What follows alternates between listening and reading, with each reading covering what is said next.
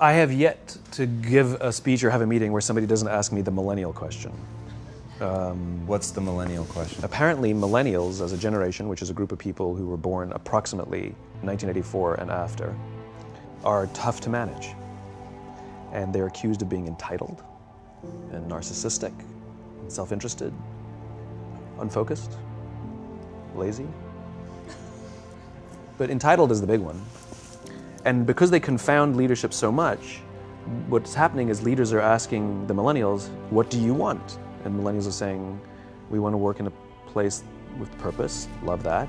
We want to make an impact, whatever that means.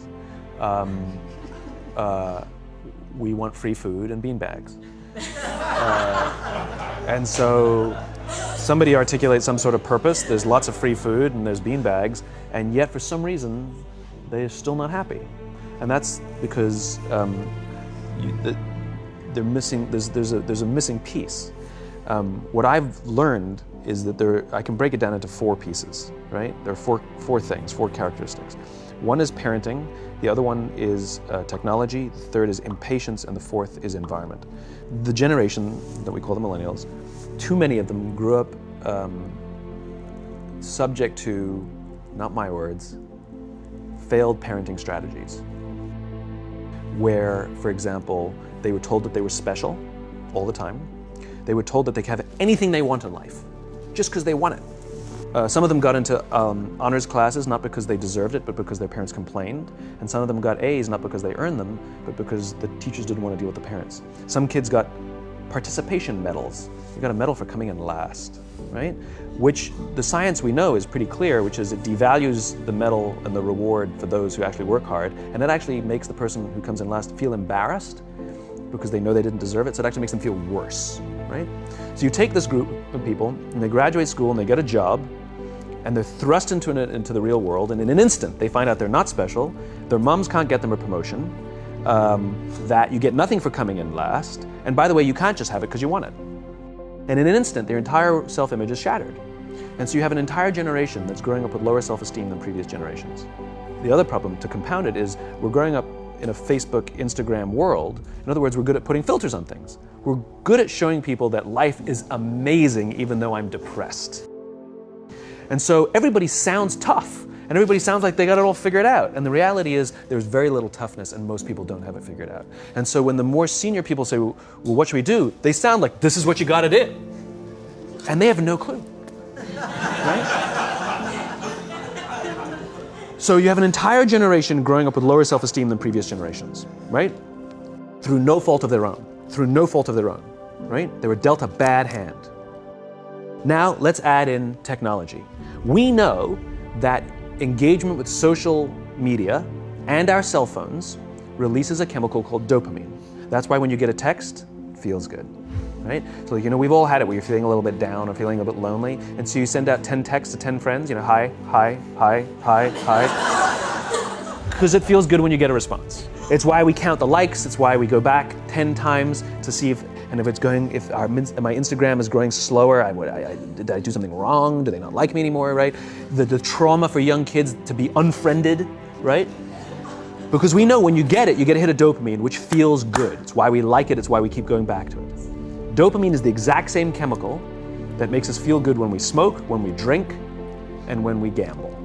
In other words, it's highly, highly addictive, right? We have age restrictions on smoking, gambling, and alcohol, and we have no age restrictions on social media and cell phones, which is the equivalent of opening up the liquor cabinet and saying to our teenagers, hey, by the way, this adolescence thing, if it gets you down. But that's basically what's happening. Right? That's basically what happened. You have an entire generation that has access to an addictive, numbing chemical called dopamine through social media and cell phones as they're going through the high stress of adolescence. Why is this important? Almost every alcoholic discovered alcohol when they were teenagers. When we're very, very young, the only approval we need is the approval of our parents.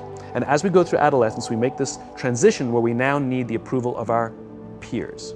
Very frustrating for our parents, very important for us. It allows us to acculturate outside of our immediate families into the broader tribe, right? It's a highly, highly stressful and anxious period of our lives, and we're supposed to learn to rely on our friends. Some people, quite by accident, discover alcohol and numbing effects of dopamine to help them cope with the stresses and anxieties of adolescence. Unfortunately, that becomes hardwired in their brains, and for the rest of their lives, when they suffer significant stress, they will not turn to a person, they will turn to the bottle. Social stress, financial stress, career stress, that's pretty much the primary reasons why an alcoholic drinks, right? What's happening is because we're allowing unfettered access to these dopamine-producing devices and media, basically it's becoming hardwired, and what we're seeing is as they grow older, too many kids don't know how to form deep, meaningful relationships. Their words, not mine. They will admit that many of their friendships are superficial. They will admit that their friends, that they don't count on their friends, they don't rely on their friends, they have fun with their friends, but they also know that their friends will cancel on them if something better comes along. Deep, meaningful relationships are not there because they never practice the skill set, and worse, they don't have the coping mechanisms to deal with stress. So when significant stress starts to show up in their lives, they're not turning to a person, they're turning to a device, they're turning to social media, they're turning to these things which offer temporary relief. We know, the science is clear, we know that people who spend more time on Facebook suffer higher rates of depression than people who spend less time on Facebook. These things balanced. Alcohol is not bad, too much alcohol is bad. Gambling is fun, too much gambling is dangerous. There's nothing wrong with social media and cell phones. It's the imbalance. If you're sitting at dinner with your friends and you're texting somebody who's not there, that's a problem. That's an addiction. If you're sitting in a meeting with people you're supposed to be listening to and speaking, and you put your phone on the table, face up or face down, I don't care, that sends a subconscious message to the room that you're just not that important to me right now, right?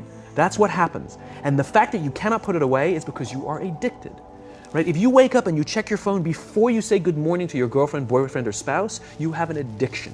And like all addiction, in time, it'll destroy relationships, it'll cost time, and it'll cost money, and it'll make your life worse. So you have a generation growing up with lower self-esteem that doesn't have the coping mechanisms to deal with stress. Now you add in the sense of impatience. They've grown up in a world of instant gratification. You want to buy something, you go on Amazon, it arrives the next day. You want to watch a movie? Log on and watch a movie. You don't check movie times. You want to watch a TV show? Binge. You don't even have to wait week to week to week, right? I know people who skip seasons just so they can binge at the end of the season, right? Instant gratification. You want to go on a date? You don't even have to learn how to be like, hey. You don't even have to learn and practice that skill. You don't have to be the uncomfortable one who says yes when you mean no and says no when you mean no, but yes when you don't have to swipe right. Bang, I'm a stud. Right? You don't have to learn the social coping mechanisms. Everything you want, you can have instantaneously. Everything you want, instant gratification. Except job satisfaction and strength of relationships, there ain't no app for that. They are slow, meandering, uncomfortable, messy processes. And so I keep meeting these wonderful, fantastic, idealistic, hardworking, smart kids. They've just graduated school. They're in their entry-level job. I sit down with them and I go, how's it going? They go, I think I'm gonna quit. I'm like, why?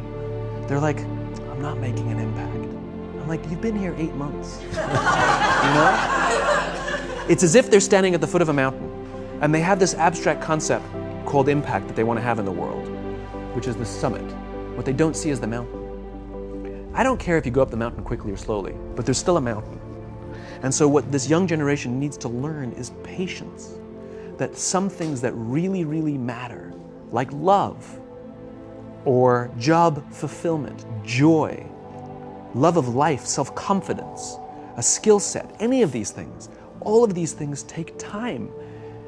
Sometimes you can expedite pieces of it, but the overall journey is arduous and long and difficult. And if you don't ask for help and learn that skill set, you will fall off the mountain, or you will, the worst case scenario, and we're already seeing it, the worst case scenario is we're seeing an increase in suicide rates, we're seeing an increase in this generation, we're seeing an increase in accidental deaths due to drug overdoses, we're seeing more and more kids drop out of school or take leaves of absence due to depression. Unheard of. This is really bad. The best case scenario, those are all bad cases, right? The best case scenario is you'll have an entire population growing up and going through life and just never really finding joy. They'll never really find deep, deep fulfillment in work or in life. They'll just waft through life and it'll be just, it's fine. How's your job? It's fine, the same as yesterday. How's your relationship? It's fine. Like that's the best case scenario. Which leads me to the fourth point, which is environment. Which is we're taking this amazing group of young, fantastic kids who were just dealt a bad hand. It's no fault of their own. And we put them in corporate environments that care more about the numbers than they do about the kids. They care more about the short-term gains than the long-term life of this young human being. We care more about the year than the lifetime, right? And so we are putting them in corporate environments that aren't helping them build their confidence, that aren't helping them learn the skills of cooperation, that aren't helping them overcome the challenges of a digital world and finding more balance, that isn't helping them overcome the need to have instant gratification and teach them the joys and impact and the fulfillment you get from working hard on something for a long time that cannot be done in a month or even in a year. And so we're thrusting to them in corporate environments, and the worst part about it is they think it's them. They blame themselves. They think it's them who can't deal. And so it makes it all worse. It's not. I'm here to tell them it's not them. It's the corporations, it's the corporate environments, it's the total lack of good leadership in our world today that is making them feel the way they do. They were dealt a bad hand, and I hate to say it, but it's the company's responsibility. Sucks to be you, like we have no choice, right?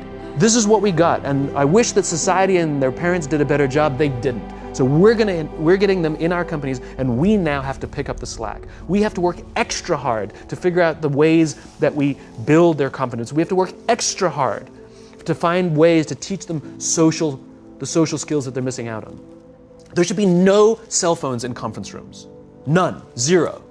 And I don't mean the kind of like sitting outside waiting to text. I mean like when you're sitting and waiting for a meeting to start, this is what we all do. We all sit here and wait for the meeting to start. Meeting starting? Okay. And we start the meeting. No, that's not how relationships are formed. Remember we talked about it's the little things? Relationships are formed this way. We're waiting for a meeting to start and we go, how's your dad? I heard he was in the hospital. Oh, he's really good. Thanks for asking. He's actually at home now. Oh, I'm really glad. It was really amazing. I know, it was really scary for him. That's how you form relationships. Hey, did you ever get that report done? Oh my God, no, I didn't. I'll help you out. Can I help you out with that? Really? That's how trust forms. Trust doesn't form at an event in a day. Even bad times don't form trust immediately. It's the slow, steady consistency. And we have to create mechanisms where we allow for those little innocuous interactions to happen. But when we allow cell phones in conference rooms, we just, okay, have the meeting. And then my favorite is like when there's a cell phone there and you go like this, you go. It rings and you go. I'm not gonna answer that. Mr. Magnanimous, you know? When you're out for dinner with your friends, like I do this with my friends. When we're going out for dinner and we're leaving together, we'll leave our cell phones at home. Who are we calling? Maybe one of us will bring the phone in case we need to call an Uber or take a picture of our meal.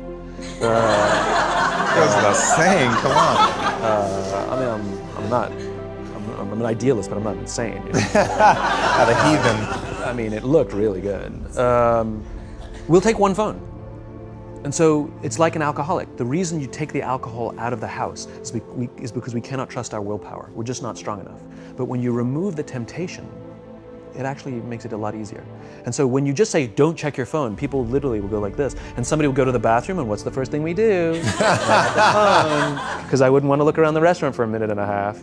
But if you don't have the phone, you just kind of enjoy the world. And that's where ideas happen.